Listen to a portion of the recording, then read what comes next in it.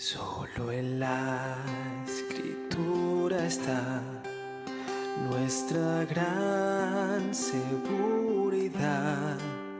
Cielo y tierra pasarán y ella permanecerá. Solo viviré por fe Buenos días nuevamente. en Jesús. Qué bueno que aprendamos nosotros a entender la importancia, gracias, de honrar a Dios por lo que Él es. Honrar a nuestro Dios en su grandeza, en la magnificencia de su nombre, porque Él es Dios. Algo bien interesante es que nosotros hemos sido levantados en un ambiente o en una cultura donde hacemos algo esperando recibir una retribución. Y Dios no se escapa de eso. Decimos, no, bueno, yo oro para que Dios me bendiga. Yo voy a la iglesia para que Dios me guarde esta semana. Yo leo la Biblia porque quiero estar bien con Dios. Y es como si yo hiciera algo para que Dios tuviera que darme algo. ¿Qué significa eso? Eso simplemente significa que no tenemos ni idea de quién es Dios. Porque Dios es tan bueno, su entendimiento se sale de nuestros parámetros humanos. Dice la Escritura que Dios es tan bueno que Él hace salir su sol sobre buenos y malos. ¿Acaso Dios, ahorita que está calentando el sol y hay, no sé, hay vándalos por ahí esperando hacer el mal sobre ellos, no hay sol? Igual. Él hace caer su lluvia sobre justos e injustos. O sea, el amor de Dios, esa misericordia general de Dios está sobre toda su creación, porque Él es Dios. Y nosotros debemos adorarle y nosotros debemos hacer su voluntad solamente porque Él es Dios, no porque Él deba retribuirnos algo. Él ya nos dio todo. Él ya nos lo ha dado todo. Dice la Escritura que no escatimó ni siquiera a su Hijo unigénito para darnos vida a nosotros, que estamos muertos en nuestros pecados y en nuestros delitos. Y es el tema que vamos a hablar de esta mañana. Y yo quiero que abran todas sus Biblias en Romanos capítulo 6. Romanos capítulo 6. Romanos capítulo 6 tiene un título que dice, la Reina Valera dice, muertos al pecado. Yo le coloqué como título, muertos al pecado, vivos para Dios. Muertos al pecado, vivos para Dios. Bien, vamos a orar. Padre, en esta mañana te pedimos, buen Señor, que enfoques nuestra mirada, Señor, a tu santa palabra, bendito Dios.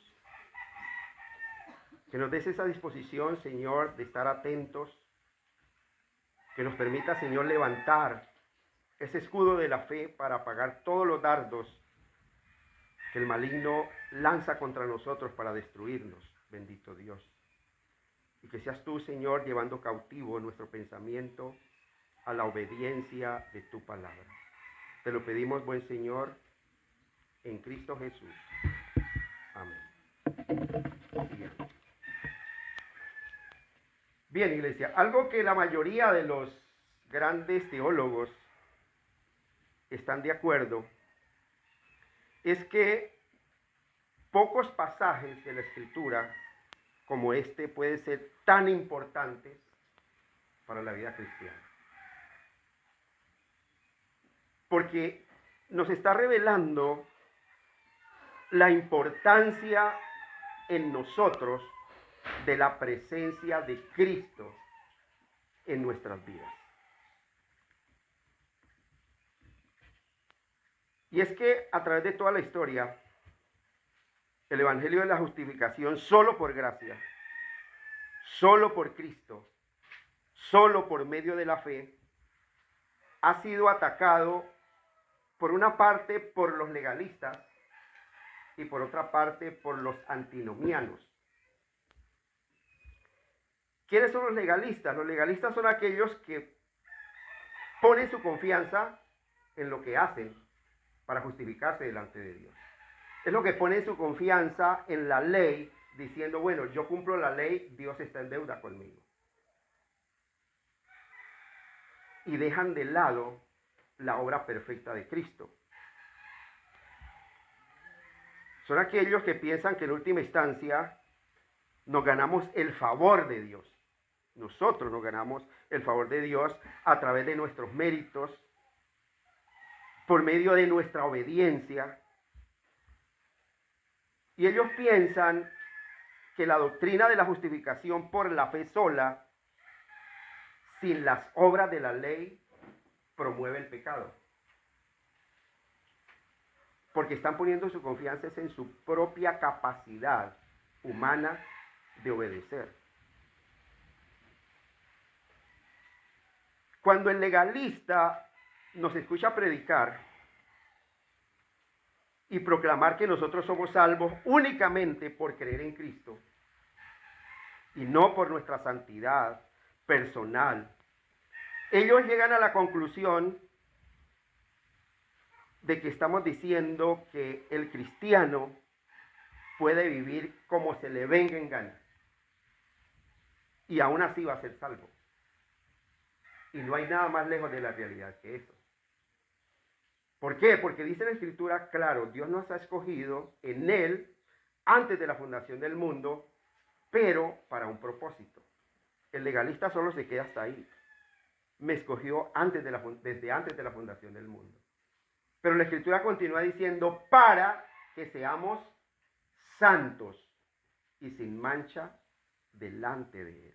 Ese es el propósito. Eso en cuanto al legalista.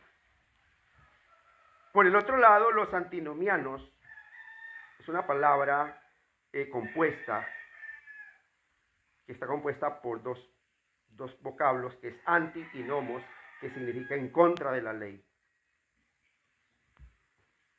Los antinomianos piensan lo que piensan los legalistas. Dicen, ya Dios me salvó, no es necesario que cumpla la ley. El legalista piensa que cumpliendo la ley se va a salvar. El antinomiano dice, no es necesario, ya Cristo la cumplió por mí. Entonces, como decía la iglesia de Corintios por allá en Corintios, 1 Corintios 15, comamos y bebamos, que mañana moriremos. Eso piensa el antinomiano, el que vive como si Dios no le hubiera dado ninguna ley para obedecer.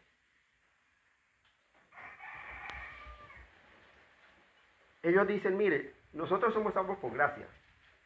Yo pregunto, ¿somos salvos por gracia? Claro, somos salvos por gracia. ¿Somos salvos por obras? No, no somos salvos por obras.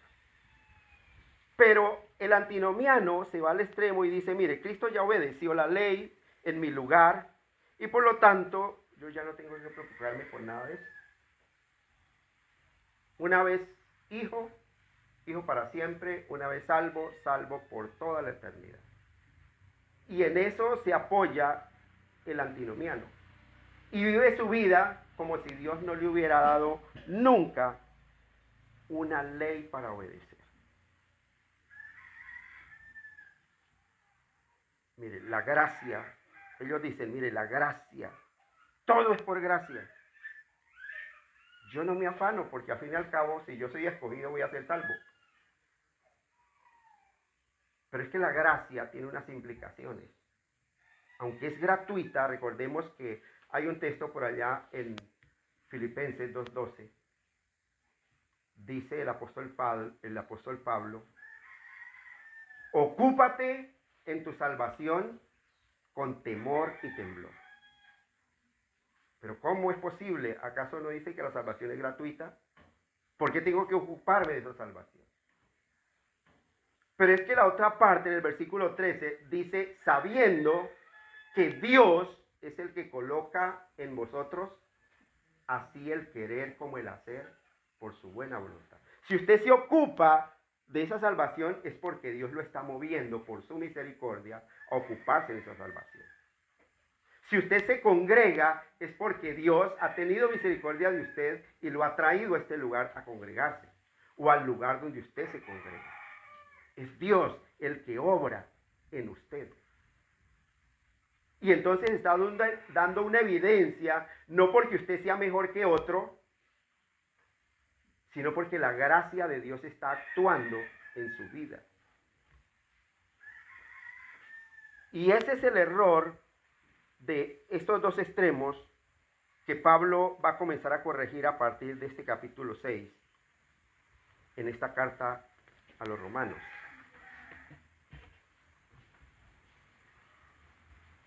Y es que si nosotros pudiéramos sintetizar esta carta de Pablo a los romanos,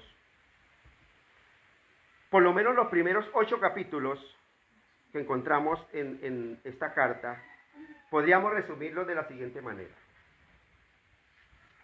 Del capítulo 1, del versículo 18 al capítulo 3, versículo 20, el tema que utiliza el apóstol Pablo, que trata el apóstol Pablo, en esa visión es la condenación. Todos estamos condenados. Todos estamos destituidos de la gloria de Dios. Eso es lo que él trata en esa carta. Está diciendo, mire, ustedes no tienen esperanza. Del capítulo 3, del verso 21 al capítulo 5, versículo 21, el tema que trata es la justificación. Bueno, ustedes están condenados porque están destituidos de la gloria de Dios. Pero hay una justificación. Y esa justificación es por la fe, que es ¿en quién? En Cristo Jesús. Y del capítulo 6 al capítulo 8 ya el tema es la santificación. El proceso que Dios hace en nosotros para santificarnos. Ese es un resumen breve de los primeros capítulos de la carta del apóstol Pablo a los romanos. Condenación, justificación y santificación. Estamos enfocados en el capítulo 6 y observamos que al final del capítulo 6, en el último versículo del capítulo 5, el apóstol Pablo termina diciendo que donde abunda el pecado, sobreabunda la gracia. Donde abundó el pecado, sobreabundó la gracia. Bueno, entonces la conclusión que puede parecer más lógica, ¿cuál es? Bueno, si hay mucho pecado, si cuando hay harto pecado, abunda la gracia de Dios, entonces pequemos para que la gracia de Dios abunde. Esa podría ser una conclusión lógica. Pero una conclusión que se puede llevar es a partir de un pensamiento carnal. Por eso el apóstol Pablo escribe este nuevo capítulo para aclarar toda esa confusión que se puede presentar en ese lugar. Pero notemos aquí en el versículo 1 la respuesta que da el apóstol Pablo. Dice, ¿qué pues diremos? ¿Perseveraremos en el pecado para que la gracia abunde? Es una pregunta que dice el apóstol Pablo. Vemos el punto que sigue el apóstol Pablo. Dice, bueno, si aquí está diciendo, para que así, en el versículo 21 del capítulo 5, para que así como el pecado reinó para muerte, así también la gracia reine por la justicia para vida eterna. El versículo 20. Pero la ley se introdujo para que el pecado abundase, mas cuando el pecado abundó, sobreabundó la gracia.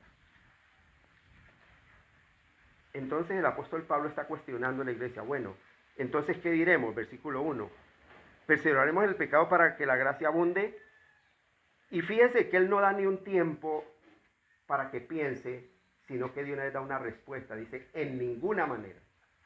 De ningún modo. Es como si él dijera, ¿cómo se les ocurre a ustedes pensar de esa forma? ¿Cómo les ocurre a ustedes tener ese pensamiento? Dice, en ninguna manera, porque los que hemos muerto al pecado, ¿cómo viviremos aún en Él? Si dice la Escritura, nosotros leemos por allá en 2 Corintios 5:17, que el que está en Cristo es una nueva creación, ¿cierto? Las cosas viejas pasaron y aquí todas son hechas nuevas. Y digo que yo estoy en Cristo y continúo en pecado. ¿Estoy en Cristo? ¿He muerto al pecado? Es lo que está diciendo el apóstol Pablo aquí. Dice, en ninguna manera. Porque los que hemos muerto al pecado, ¿cómo viviremos en él?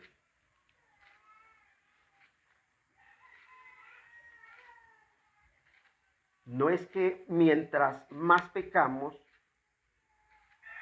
haya mayor gracia para nosotros. En ninguna manera.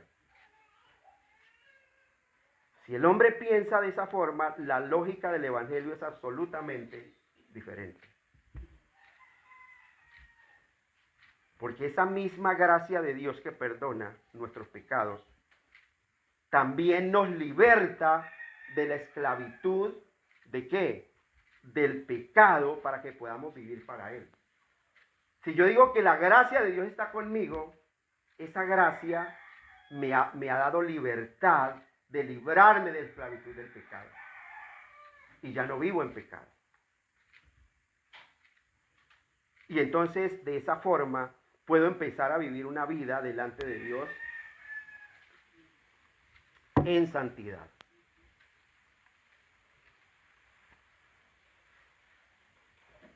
Nosotros somos salvos por la fe. No somos salvos por la fe más las obras de la ley. No somos salvos por la fe más algo que yo tenga que hacer.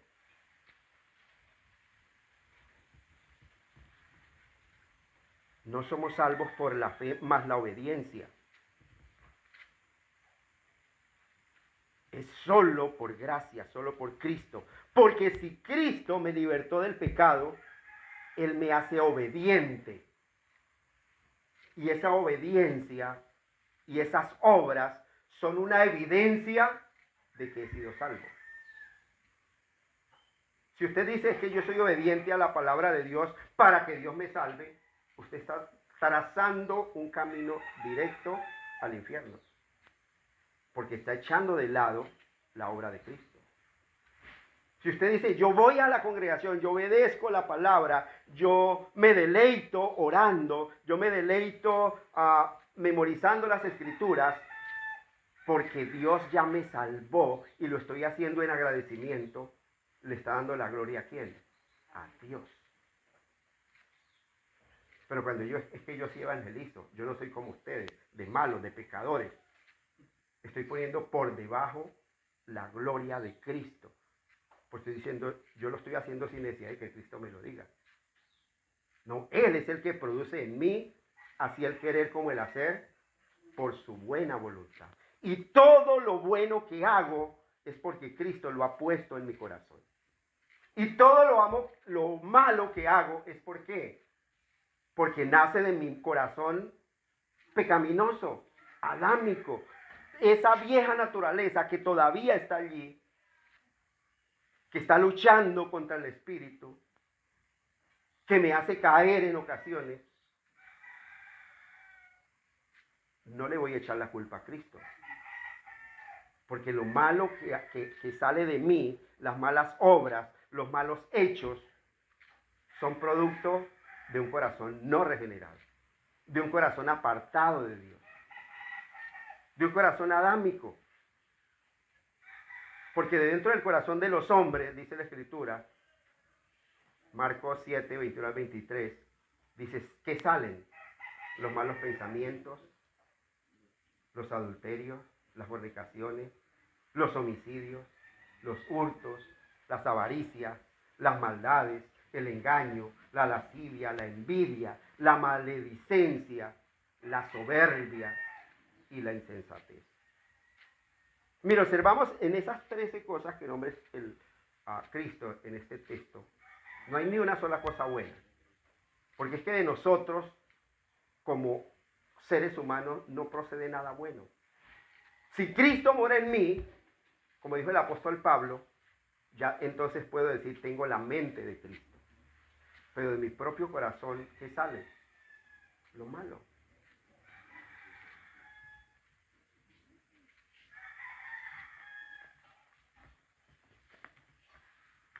Mira, hermanos, aquel que dice que es justificado, también es santificado. No puedo yo decir es que yo he sido justificado por Cristo y andar todavía en el mundo. Y andar todavía en los deseos de mi carne. Ah, no, es que Cristo ya pagó por mí. ¿Y dónde está la evidencia? ¿Dónde está la evidencia? Mire, iglesia, la santificación es el resultado de que Cristo ya me justificó. Es el resultado. La santificación es el resultado de la justificación. De ahí la reacción casi emocional y como tosca del apóstol Pablo cuando dice, ¿acaso perseveraremos en el pecado para que la gracia abunde? Dice, en ninguna manera. En ninguna manera.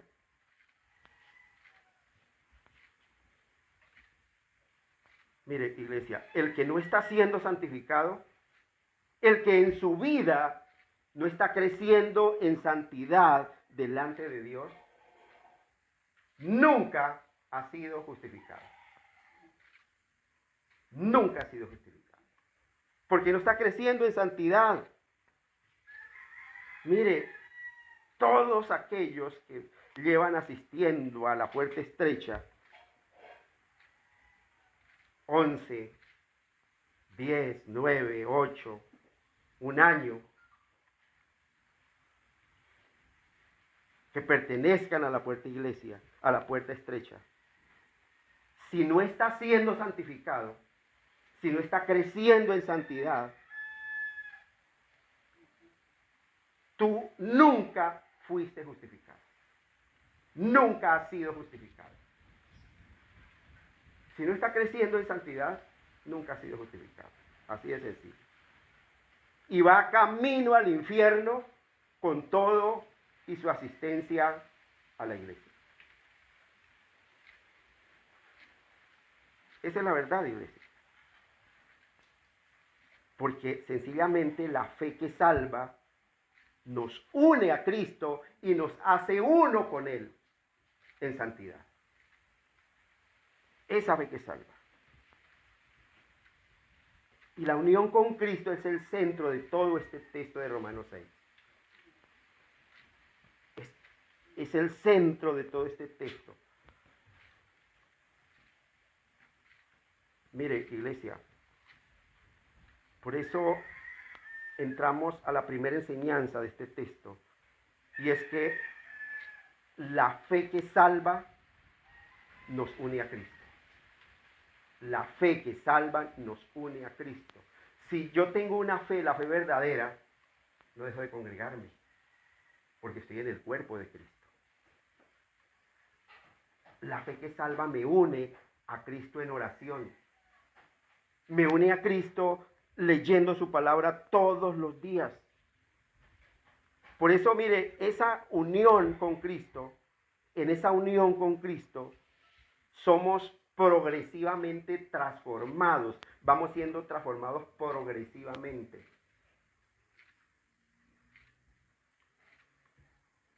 Y esa transformación la obra el poder del Espíritu Santo de Dios para que cada día que pasa nos parezcamos más a Cristo y menos a nosotros. Porque el propósito de Cristo es que cada día nos hace más conformes a su imagen. Y esto es básicamente lo que Pablo está enseñando en este texto.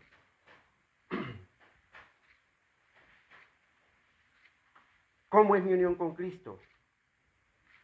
Porque si no entendemos esta parte, cómo vivo yo mi unión con Cristo, no voy a poder entender nada de lo que continúa. Y Dios, dice la Escritura, me ha unido a Cristo ¿Desde qué momento? Desde el momento en que creí en Él. Desde el momento en que creí en Él, me unió a Él. Mire, iglesia,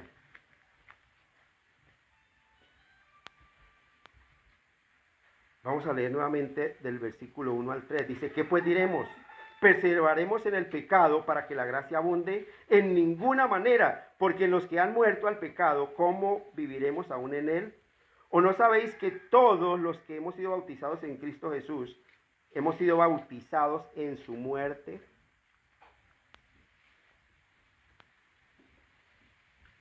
¿Cuál fue el propósito de venir a este lugar, a hacer el culto en este lugar? Fue de celebrar un bautizo, ¿cierto? Y más adelante vamos a celebrar un bautismo aquí en nuestra iglesia. Así que vamos a tener la oportunidad de ver un ejemplo en vivo y en directo de lo que Pablo nos está enseñando aquí en este lugar, en este pasaje. ¿Por qué razón? Porque todo verdadero cristiano debe bautizarse. Porque es una manifestación pública de lo que ya ha ocurrido en mi corazón. Entonces, ¿qué es lo que simboliza este bautismo?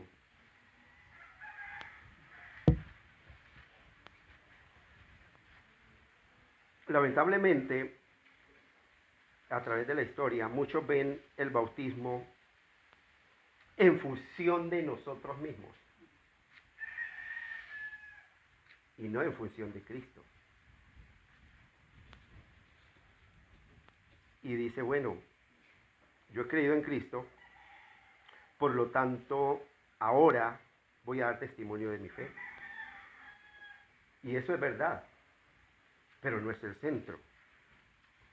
En el momento en que una persona se bautiza, está dando testimonio de su fe en el Señor Jesucristo. Pero lo que el bautismo realmente simboliza no es lo que nosotros hacemos al creer, sino lo que Dios hizo al unirnos a Cristo por el poder del Espíritu Santo. Eso es lo que realmente significa. La obra que se perfecciona en nosotros y el Espíritu Santo nos ha convencido para que seamos uno de aquellos de los cuales se acuerdan cuando Juan estaba bautizando a Cristo, las palabras que se escucharon del cielo. ¿Cuáles fueron esas palabras? Exacto. Y el Espíritu Santo está obrando en esas personas. Y hay una complacencia en el Padre. Es por eso, mis hermanos, que todos los verbos que continúan de ahí en adelante, de los versículos 3 al 7, están en una forma pasiva. Porque no es que el sujeto los esté haciendo, sino que alguien los está haciendo por él. Mire, y vamos a leer y vamos a poner atención un momento. Versículo 3 dice, ¿o no sabéis que todos los que hemos sido bautizados, no yo me bautizo, sino que Cristo. Hemos sido bautizados en Cristo Jesús, hemos sido bautizados en su muerte, porque somos sepultados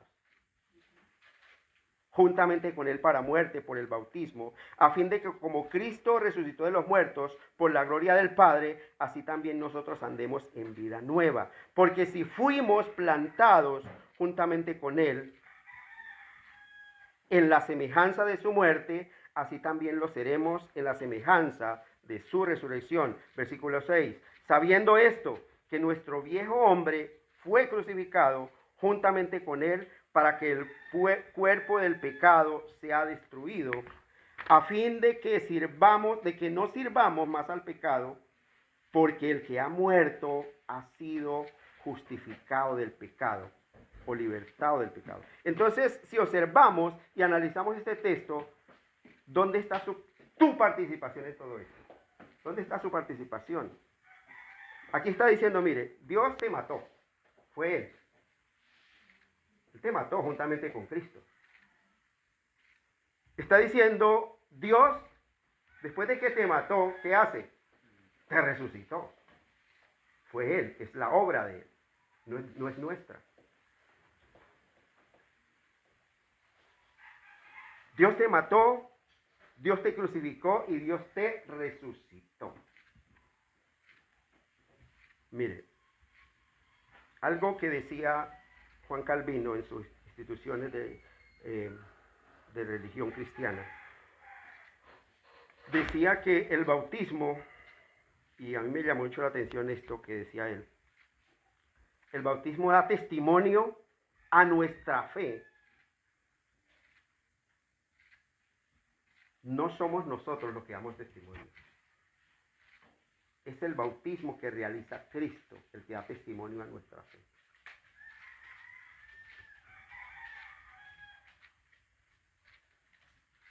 Cristo también está dando testimonio a través de ese bautismo que se va a hacer en la persona que ha creído. Porque aquel que inició la obra la perfeccionará, la continúa perfeccionando. Y ese es uno de los procesos de la perfección que Dios hace en cada cristiano, en cada creyente. El bautismo, dice Calvino, da testimonio a nuestra fe de que no solo somos injertados en la muerte y la vida de Cristo, sino que somos unidos a Él de tal manera que nos hace participantes de todos sus bienes. De todos sus bienes, de todos los bienes de Cristo.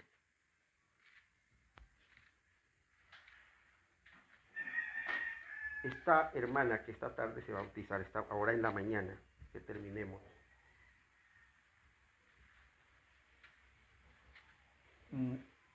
va a decir algo a la fe de nosotros. Y es que Cristo, por el poder del Espíritu Santo, la ha convencido de nacer a una vida nueva en Cristo Jesús. Mire, ese es un concepto tan vital para entender de qué se trata la vida cristiana. Y es que nosotros hablamos de vida cristiana, pero si nosotros también analizamos un poco las 13 cartas que se le atribuyen al apóstol Pablo en el Nuevo Testamento, en ninguna de ellas el apóstol Pablo, y yo caí en cuenta cuando estaba haciendo este estudio, en ninguna de ellas el apóstol Pablo llama a cristianos a la iglesia. No hay una sola reverencia donde él se dirija a la iglesia como cristianos. No la hay. Pero Pablo se refiere a los creyentes una y otra vez a través de todas sus cartas. Es como aquellos que están en Cristo.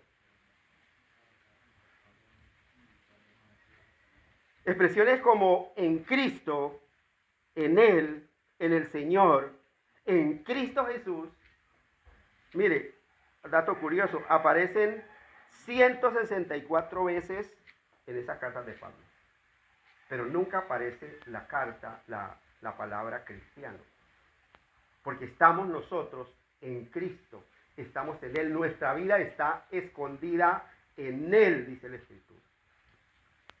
Y si estamos en Él realmente, entonces somos una nueva creación. Realmente las cosas viejas ya pasaron y debemos andar en novedad de vida, en vida nueva, delante de Dios y delante de los hombres. Mire, iglesia, todas las bendiciones que nosotros recibimos de parte de Dios vienen a ser nuestras únicamente porque nosotros estamos unidos a Cristo. Porque estamos unidos a Cristo por la fe. Entonces, todas esas bendiciones que el Padre tiene ¿se la va a negar a su hijo? En ninguna manera. Y si usted está en su hijo, va a ser partícipe de todas esas bendiciones que el Padre tiene. Es cuando dice el apóstol Pablo por allá en 2 de Corintios, dice, cosas que ojo no vio, ni oído oyó, ni han subido a corazón de hombre, son las que Dios tiene preparadas para quienes, para los que le aman. ¿Y quiénes son los que le aman? Los que están en Cristo. Aquel que no está en Cristo no le ama, aunque diga amarlo, no le ama. Mire, iglesia, es de esa plenitud de Cristo que tomamos todos nosotros gracia sobre gracia. Es de esa plenitud de Cristo. Fuera de Cristo no hay gracia para nosotros. Dice la Escritura que Él es la vid, nosotros los pámpanos, las ramas. Si yo parto la rama, ¿va a dar fruto? No. ¿Qué pasa? Se seca. Dependemos de Cristo. Dice la Escritura, Él es la cabeza. ¿Nosotros qué somos? Los miembros del cuerpo. Por eso cuando se hace la analogía de la iglesia, se hace la analogía como con un cuerpo humano. Usted puede pelearse de ser mano, de ser ojo, de ser oído, pero cabeza, ese puesto ya está ocupado. Y es Cristo. Mire, la salvación consiste en nosotros, es que Dios nos da a Cristo, Dios nos da a su Hijo, Dios nos dio a su Hijo. Y no es algo que se nos da por lo que Cristo hizo. No es algo que se da por lo que Cristo hizo. Es que Dios nos da al mismo Cristo. Dios nos da al mismo Cristo. ¿Con qué propósito? Para que Él habite en nosotros.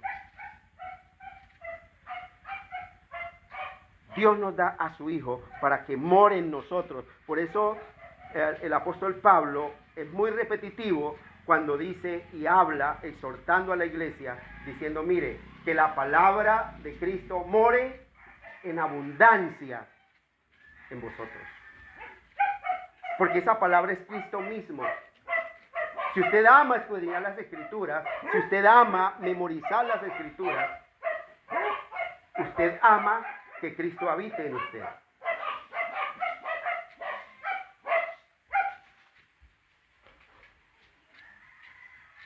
Mire, Pablo dice en la primera carta de los Corintios, capítulo 1, del versículo 30 al 31, dice, mas por Él,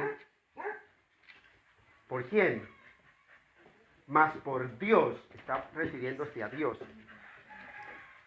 Bienvenidos, sigan y tomen asiento. Dice, mas por Él, refiriéndose al Padre, estáis vosotros en Cristo Jesús. Si nosotros estamos en Cristo, ¿es por qué? Por causa del Padre, que nos lo entregó a nosotros mismos. Mas por Él estáis vosotros en Cristo Jesús, el cual nos ha sido hecho por Dios sabiduría, justificación, santificación y redención, para que, como está escrito, el que se gloría, gloríese ¿en quién? En el Señor. Mire, usted no se puede gloriar en lo que usted hace. Gloríese en Dios, que le dio a Cristo. Gloríese en Dios, que le dio a su Hijo.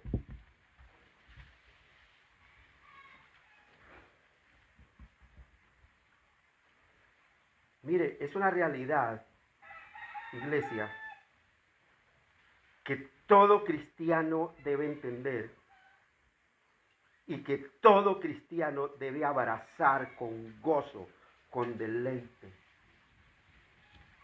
El hecho de que Dios mismo, no porque nos dio el sacrificio de su Hijo, la obediencia de su Hijo, sino porque nos dio a su Hijo mismo, a nosotros. para que habite en nosotros, para que seamos uno con Él. Algo que nos puede ayudar mucho a entender esto un poco, porque es algo incomprensible, es la analogía que el apóstol Pablo hace del matrimonio en Efesios capítulo 5. Y nosotros podemos observar que cuando él termina su analogía, Pablo dice que ese misterio, él lo dice no respecto de los hombres, dice porque él empieza citando Génesis, por allá Génesis 2:24, donde dice, por tanto, dejará el hombre a su padre y a su madre, y se irá a su mujer, y serán una sola carne. Dice, Pablo lo dice no respecto a nosotros, sino respecto de Cristo y de la iglesia. No respecto del hombre y de la mujer. Porque el matrimonio es una parábola viviente de lo que Dios hace en nosotros. Es una parábola viviente de lo que Dios hace en nosotros. Mire, cuando un hombre y una mujer se casan, antes eran independientes, pero dice la Escritura que después de que se casan, después de que firman el acta matrimonial, pasan a ser uno solo.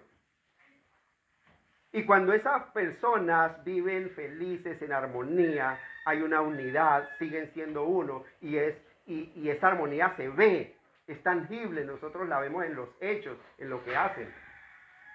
Pero si por X razón llega a haber un disgusto, como siempre lo hay en las parejas, que hay disgustos, hay diferencias, peleas, ¿van a dejar de ser uno? No, siguen siendo uno, aunque haya esa diferencia. No por causa de ellos, sino por causa del pacto que hicieron delante de Dios. Que los dos serán una sola carne. Y eso es lo que ocurre entre el creyente y el Señor Jesucristo. En el momento en que un pecador se arrepiente y cree únicamente en Cristo para perdón de sus pecados, Dios une su vida a la de Cristo con un vínculo que jamás y nada ni nadie puede romperlo. Y es cuando el apóstol Pablo dice que por lo cual estoy seguro que ni la muerte, ni la vida, ni ángeles, ni principados, ni potestades, ni lo presente, ni lo porvenir, ni lo alto, ni lo profundo, ni ninguna otra cosa creada nos podrá separar del amor de Dios que es en Cristo Jesús. Por eso el apóstol Pablo hace una pregunta, por allí en Romanos 8 dice, ¿quién nos podrá separar del amor de Cristo? ¿Quién nos podrá separar del amor de Cristo? Es una pregunta retórica. ¿Tribulación o angustia? ¿O persecución o hambre? Y coloca tantas cosas que nosotros como humanos siempre tenemos la tendencia de poner como excusas. Pero es que mire, es que yo me he alejado por esta razón y por esta razón. Y nos fluyen las excusas delante de Dios. Pero cuando un pecador se arrepiente y cree realmente en Cristo, Dios hace esa unión tan perfecta que nuestra comunión con Cristo puede fluctuar en un momento dado. Pero nuestra unión con Él nunca cambia. Puede que su comunión con Él fluctúe por causa de su desobediencia, de su maldad. Pero esa unión que ha dado Dios entre Él y el creyente nunca cambia. Porque el que ha iniciado la buena obra en nosotros, la perfecciona, la perfecciona. Y si caemos y vamos a sus pies nuevamente en arrepentimiento de fe, Él está ahí para decirnos, levántate y no peques más. Levántate y no peques más. Mira, iglesia, y eso tiene unas repercusiones tan profundas para nuestra vida cristiana, práctica. Y eso nos lleva a la segunda enseñanza, que es que nosotros, al segundo punto, y es que nosotros hemos muerto al pecado. Hemos muerto al pecado. Mire, si hemos estado atentos a la predicación, a la lectura de este pasaje, cuando se leyó al principio, seguramente se dieron cuenta las veces que Pablo nos dice en este pasaje que hemos muerto con Cristo. En el versículo 2 nos dice que hemos muerto al pecado, ¿cierto? En el versículo 3 nos dice que hemos sido bautizados ¿en qué? En su muerte. En el versículo 4 dice que fuimos sepultados con él por medio de su muerte en el bautismo para muerte. En el versículo 5 nos dice que hemos sido unidos a él en la semejanza de su muerte. La Reina Valera dice que fuimos plantados, que fuimos injertados en la semejanza de su muerte. Y en el versículo 6 dice que nuestro viejo hombre, ¿qué pasó con nuestro viejo hombre? Fue crucificado con él. Y luego menciona esa palabra muerte o morir en los versículos 7, 8, 9, 10 y 11. Y vemos que ese énfasis en esa palabra que hemos muerto al pecado es más que evidente en este texto. Como para que no se nos olvide. Bueno, en el momento en que usted ya pecar, bueno, pero es que yo ya fui muerto para el pecado. Yo ya morí con Cristo. Dios me mató con Cristo. Y si estoy vivo es porque Él me resucitó para una vida nueva. Para una vida nueva. Por eso si usted y yo somos cristianos o estamos en Cristo, ese antiguo yo, descendiente de Adán, el que era un rebelde contra Dios, el que todo el tiempo contradecía la palabra, la voluntad de Dios, ese viejo hombre ya fue ejecutado. Ya Cristo lo mató, ya Dios lo mató. Y fue reemplazado por un nuevo tú, cuya vida está escondida ¿en dónde? En Cristo. Su vida está escondida en Cristo. Esa vida que yo voy a vivir de ahora en adelante. Es por eso que el apóstol Pablo escribe en Romanos capítulo 8, versículo 1, dice que ya no hay condenación para los que están en Cristo. Ninguna condenación hay para los que están en Cristo. Y eso quiere decir que ese pecado ya no me puede gobernar a su antojo. Porque ya he cambiado de dueño. Ya mi dueño no es el pecado. Mi dueño ¿quién es? Dios. Hemos cambiado de ciudadanía, iglesia. Mire, cuando hablamos nosotros en predicaciones anteriores que Felipe ha compartido del Génesis, hablamos del primer Adán y del segundo Adán. El Adán del huerto del Edén. Y el segundo Adán, ¿quién es? Cristo. Antes estábamos representados en el primer Adán. Él era nuestra cabeza federal, nuestra cabeza representativa. Toda esa culpa, toda esa corrupción que heredamos de Adán, estaban determinadas en nuestras vidas. A tal punto, mis hermanos, que ni usted ni yo podíamos dejar de pecar. Todo lo que hacíamos era pecado. Aun cuando hacíamos lo bueno, pecábamos, porque no buscamos la gloria de Dios. Porque aun cuando hacíamos lo bueno, ¿por qué usted lee la Escritura? No para que Dios me bendiga, para agradarle a Dios. Está pecando. Porque usted no debe de leer la Escritura para buscar el favor de Dios. ¿Por qué se congrega? No, pues para no condenarme, no, ya está en condenación. Porque está pecando aún queriendo hacer las cosas buenas. ¿Por qué lees la Escritura? Porque Dios ya me salvó. Y me convenció con su Santo Espíritu de pecado, de justicia y de juicio. Y me convenció de la necesidad que tengo de hacerlo en agradecimiento por lo que Él ya hizo en mi vida. Por la obra que Él hizo en mí.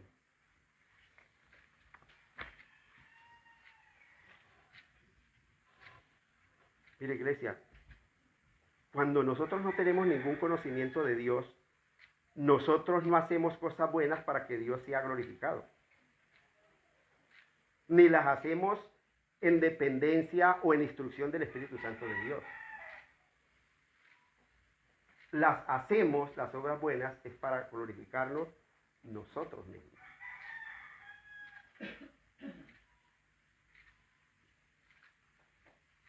Mire, iglesia, aún cuando predicamos el Evangelio, cuando queremos compartirle a otro, muchas veces y en la mayoría de las ocasiones, no estamos buscando la gloria de Dios, sino que estamos buscando nuestra propia gloria. Y estamos queriendo como adornar el Evangelio con nuestras propias palabras. Por eso el apóstol Pedro dice por allá en 1 Pedro 4:11, dice, si alguno habla, hable conforme a las palabras de Dios. Si alguno ministra, ministre conforme al poder que Dios da. ¿Para qué? Para que en todo sea Dios glorificado por Jesucristo, a quien pertenecen la gloria y el imperio por los siglos de los siglos. Yo no puedo mostrarle, no es que yo soy el más elocuente y entonces nadie predica como yo. Por la pura misericordia de Dios estoy aquí compartiendo su palabra. Y estoy hablando que soy de algo que no tengo autoridad para hacerlo, porque estoy hablando del pecado. Yo que soy el más vil pecador. Pero es Dios el que me ha dado esa potestad para hacerlo. Mire, nosotros pecamos todo el tiempo y mientras estemos en esta vida no podemos dejar de pecar. Porque estamos lastimosamente todavía en esta naturaleza carnal. Pero una diferencia hay, y es que aquellos que han nacido de nuevo por la obra del Espíritu Santo están representados y estamos representados en Cristo. Estamos representados en Cristo. Le pertenecemos a Cristo. Porque en Adán estábamos bajo el yugo del pecado. Pero ahora en Cristo, cuando usted cae, ese pecado le duele. Ese pecado lo acongoja y lo hace ir nuevamente a los pies de Cristo en arrepentimiento y fe.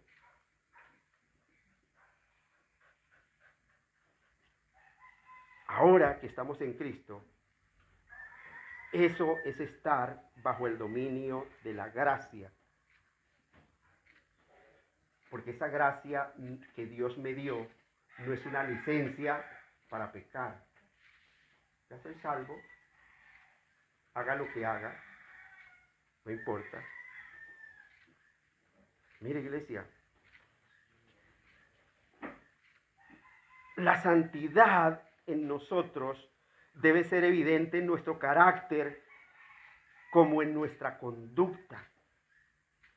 Por eso Pablo cuestiona con esta pregunta en el versículo, dice, ¿qué pues diremos? ¿Perseveraremos en el pecado para que la gracia abunde? En ninguna manera, dice el versículo 2. Era así una pregunta totalmente retórica. Y Pablo no está diciendo aquí que es posible que los creyentes pequen o no pequen, porque de ser así, no tendría ningún sentido una exhortación a vivir en vida nueva. Si siempre vamos a seguir pecando y nuestra vida va a continuar siendo pecado todo el tiempo. Por eso la exhortación del versículo 12 de Romanos 6, cuando Pablo dice a esos mismos creyentes, dice, mire, aunque ustedes siguen pecando, versículo 10 dice, no reine pues el pecado en vuestro cuerpo mortal, de modo que lo obedezcáis en sus concupiscencias. No es que usted no vuelva a pecar, porque el que dice que no peca es mentiroso y está haciendo a Dios mentiroso. Eso es lo que dice la Escritura. Pero nosotros, cuando conocemos a Dios, dice la Escritura, 1 de Juan 1, 9 y 10, dice que Él es fiel y justo para perdonar nuestros pecados y limpiarnos de toda maldad. Él no está diciendo que el creyente no peque. Lo que está diciendo es que es una total incongruencia moral, es que un creyente continúe viviendo una vida dominada por el pecado y diga que está en Cristo. Yo estoy en Cristo, pero mire, su vida está de continuo en pecado. Totalmente una incongruencia moral. No hay lógica. Porque hemos sido elegidos para santificación, no para continuar en el pecado, no para continuar viviendo, como decía la iglesia de Corinto, comamos y bebamos, que mañana moriremos. Mire, iglesia, cuando nosotros resucitamos en vida nueva, en una nueva creación, no es que el pecado deje de ser un problema. El pecado sigue siendo un problema para el creyente, porque estamos en esta carne. Y vamos a ser tentados.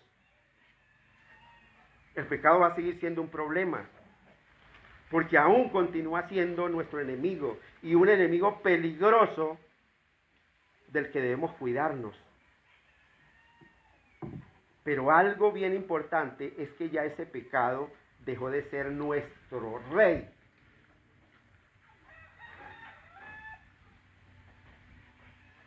Ya ese pecado no nos gobierna. Por eso en el versículo 2 dice el apóstol Pablo, los que hemos muerto al pecado, los que decimos que hemos muerto al pecado, ¿cómo viviremos aún en él? Si usted dice que ha muerto al pecado y que es una nueva creación en Cristo, entonces ¿por qué vive en pecado? ¿Por qué vive en pecado? ¿Por qué continúa en adulterio? ¿Por qué continúa en fornicación? ¿Por qué continúa en borracheras? ¿Por qué continúa en orgías? ¿Por qué continúa en mentiras? ¿Por qué continúa en tantas artimañas que el hombre hace?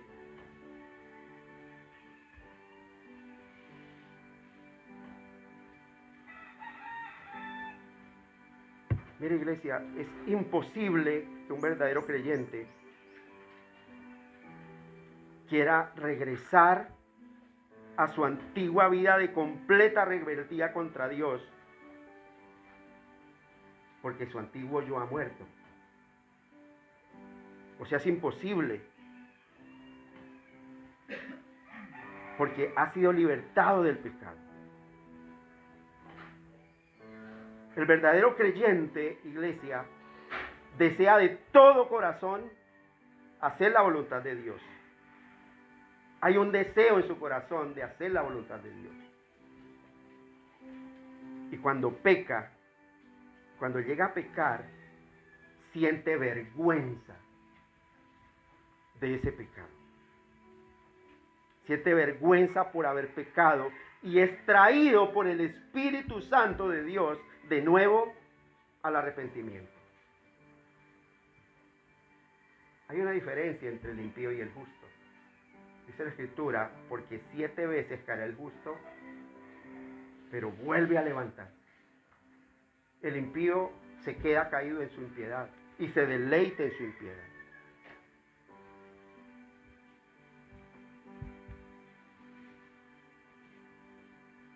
Mire, Pablo recalca muchas cosas que nosotros debemos saber como hijos de Dios.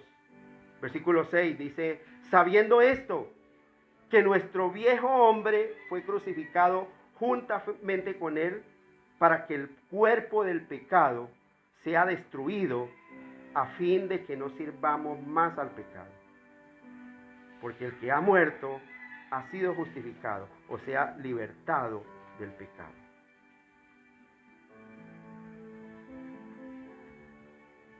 Mira, iglesia, esa palabra que se traduce en este versículo 6 como destruido, realmente no significa aniquilado.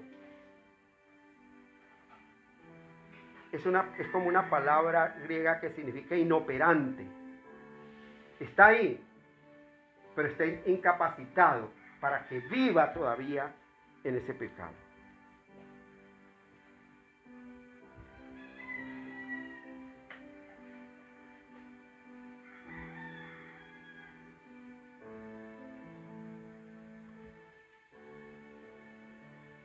Porque Pablo parece estar diciendo aquí en estos 2 versículos es que nuestra vieja naturaleza, descendiente de Adán, esclavizada al pecado, fue crucificada con Cristo para que el pecado no continúe encontrando libre expresión en nuestro cuerpo. Por eso lo llama el cuerpo pecaminoso carnal. Mira, iglesia, y es que el pecado obra es a través de nuestro cuerpo. El pecado se obra a través de nuestro cuerpo físico. Por eso hay una exhortación que dice, no entreguemos nuestros miembros al pecado. Y dice la Escritura que el espíritu a la verdad está dispuesto, pero la carne es débil.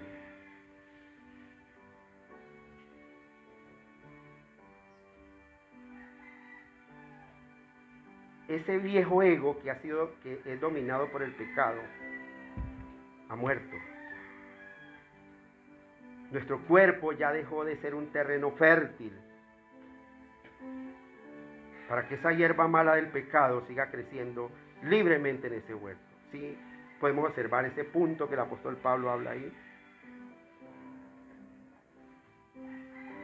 Por eso es que el apóstol Pablo acentúa que ya no podemos seguir viviendo en ese pecado. Versículo 7 dice, porque el que ha muerto ha sido justificado o libertado del pecado.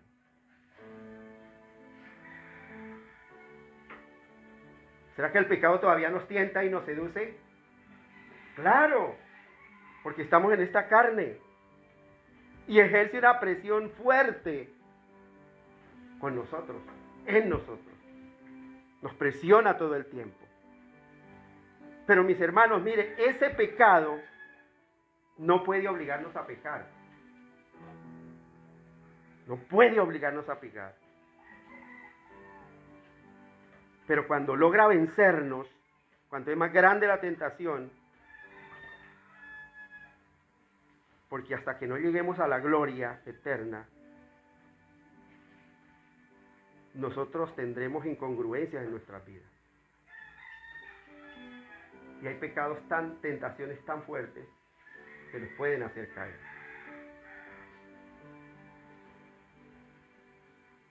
Pero cuando ese pecado logra vencernos, no debemos alegrarnos, porque logramos satisfacer nuestra carne,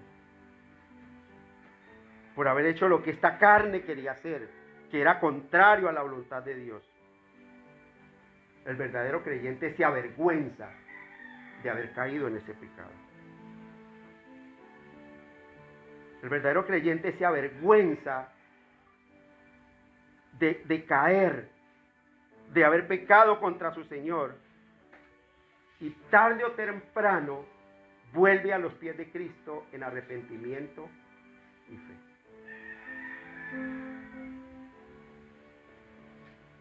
Es por eso, mis hermanos, que la vida cristiana, estar en Cristo, es una vida de arrepentimiento y fe. Todo el tiempo. Todos los días, cuando usted tiene su tiempo de comunión con Dios, con Cristo, lo primero que usted debe decir y presentarse delante de Él es apelando a su misericordia. Señor, ten misericordia de mí. Señor, sé propicio a mí, que soy pecador.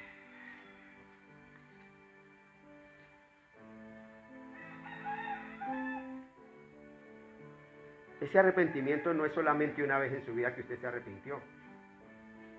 Pues eso quiere decir que usted fue un hombre perfecto y que se arrepintió y no volvió a pecar. Es una vida de constante arrepentimiento y fe. Todo el tiempo. Para que usted realmente pueda evidenciar que está vivo para Dios. Y que ya no vive para usted mismo. Esa es una evidencia de que usted está vivo para Dios. Cuando el pecado es más fuerte que su deseo de hacer la voluntad de Dios y cae, vuelve a los pies de Cristo en arrepentimiento y fe. Y usted sabe que su Dios es un Dios fiel y justo para perdonar sus pecados y limpiarlo de toda maldad. Mire, iglesia, nosotros, los creyentes, que hemos muerto juntamente con Él por medio de la muerte, por el bautismo, también hemos sido resucitados con Él. Y esa resurrección es para que evidenciemos en Cristo una vida nueva delante de Él y delante de los hombres. No solamente delante de Dios. No solamente ser cristianos en lo secreto. No solamente ser cristianos cuando voy y me congrego. Termino con este texto, Mateo 5:16, donde es la evidencia del cristiano.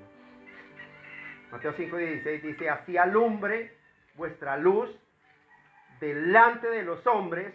¿Para qué? Para que vean el cambio que Dios ha hecho en usted realmente. Para que vean vuestras buenas obras y glorifiquen a vuestro Padre que está en los cielos. Esa es la evidencia de que realmente usted ha nacido en Cristo.